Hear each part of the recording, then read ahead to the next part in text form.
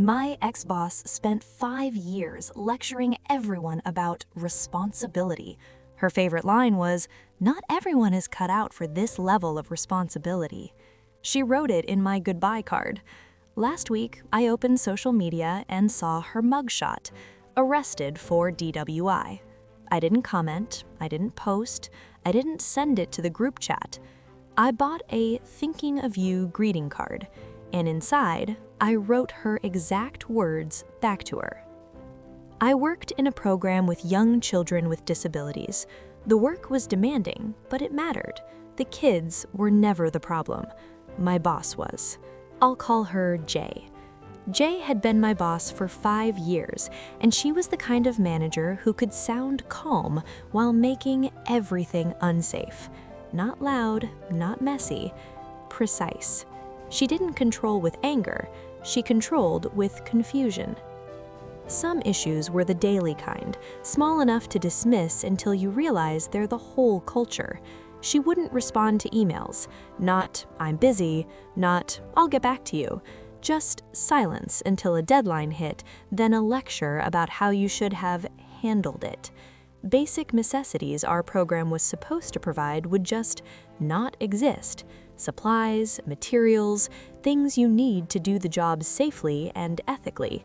When staff asked, she'd tilt her head and say, "Be your own problem solver," which meant solve her failure without making it her failure. Then there were the issues that didn't belong in the category of annoying. She repeatedly asked me to do illegal things. Not a misunderstanding, not a gray area. Things that put the program at risk and put kids at risk. And when serious complaints came up, especially anything involving child safety, she didn't respond like a responsible adult. She acted like it was inconvenient, like it was gossip, like we were being dramatic for caring. I remember telling her, calmly, that I was concerned. She laughed, a short, dismissive laugh. Then she said something like, "You're making it bigger than it is." That was Jay's talent, editing reality while you were standing in it. Jay loved quotes. She used them like stamps. "I pay you, you do what I want. If you don't like it, go work at Walmart. That's why you're not the boss. Be your own problem solver."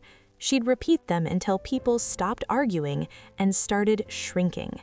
And she was weirdly proud of how often staff cried. Not openly proud, just unaffected, like tears were proof she was serious.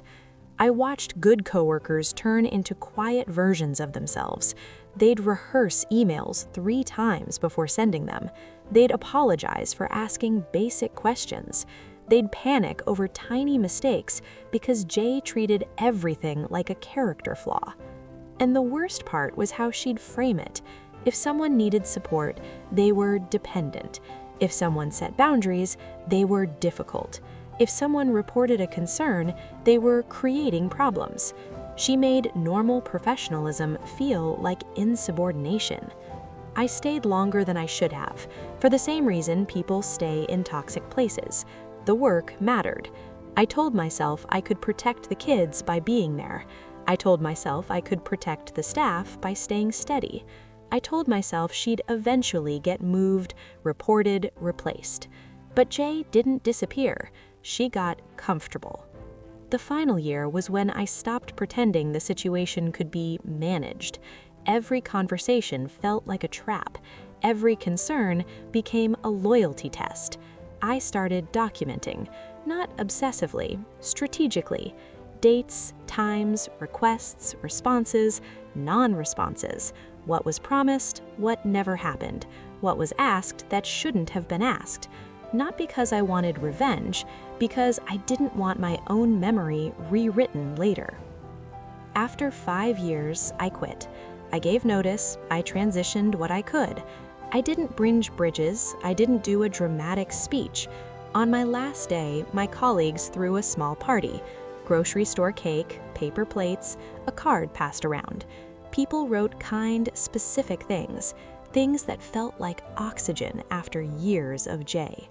Then I saw her signature. Not everyone is cut out for this level of responsibility. Good luck.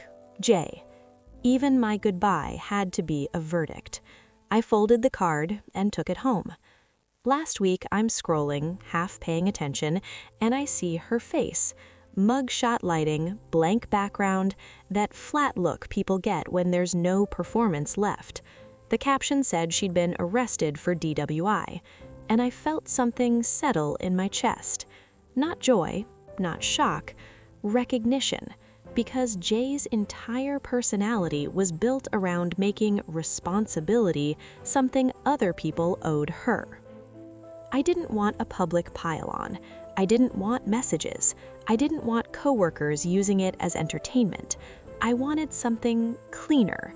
So I went to the store and picked the plainest thinking of you greeting card I could find. Soft colors, nothing dramatic. Inside, I wrote, "So sorry to hear about your arrest. Not everyone is cut out for this level of responsibility. Good luck." No extra commentary, no signature designed to start a war, just her words returned to sender. People call that petty. They're wrong. It wasn't about the arrest, it was about the years. It was about the way Jay used responsibility as a weapon while refusing to live by it. It was about the staff she made cry and then called weak. It was about the kids and families who deserved an adult in charge. And it was about the fact that people like Jay survive by controlling the first version of the story. I didn't give her a story. I gave her a mirror. Maybe she opened the card and laughed. Maybe she got furious. Maybe she tried to show someone and frame herself as the victim. It didn't matter, because I wasn't trapped in her office anymore. I wasn't stuck translating her cruelty into feedback. I wasn't defending my character to someone who benefited from misunderstanding. I was gone. Jay taught me something, just not what she thought she was teaching me. Some people only respect rules when they're holding the pen. Some people demand maturity from everyone else because they can't afford to look at themselves. So when someone hands you a sentence meant to shrink you, keep it. One day it might fit them perfectly.